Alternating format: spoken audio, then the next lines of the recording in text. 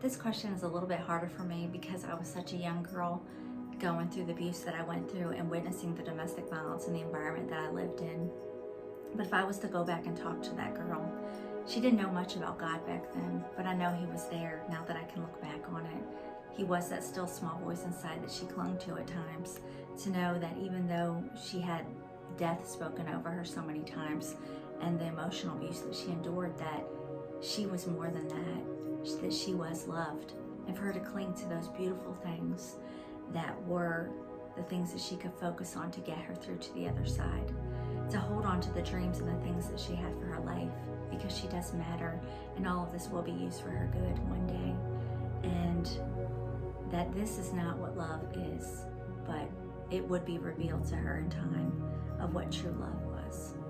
The advice that I would give myself, looking back and going through the abuse, would have been to leave.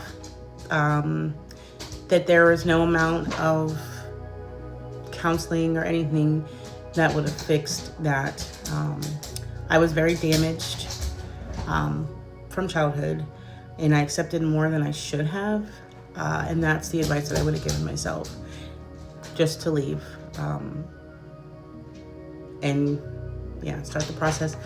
My biggest problem in not leaving was that I didn't want my children to not have a father.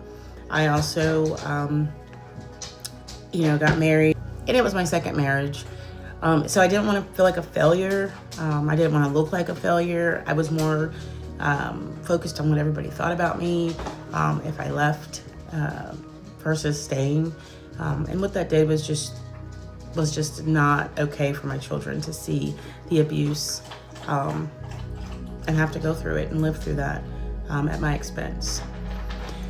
So that's the advice that I definitely would give myself looking back. Like, it's not worth the pain and the tears and all the things to have to go through that and stay for no reason at all.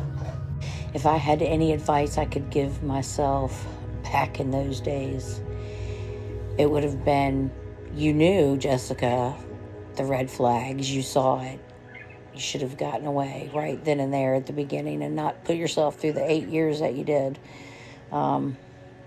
Because I did see the red flags, and it's really hard to avoid them sometimes when you've kind of grown a bond or think I found someone that actually cares about me, especially after growing up in a house full of hatred. I was very abused as a young girl, and my dad beat us. He beat my mom really bad. He's held a gun to our head. And growing up in that, you crave to have someone to, love you. And so it's easy to fall in that trap.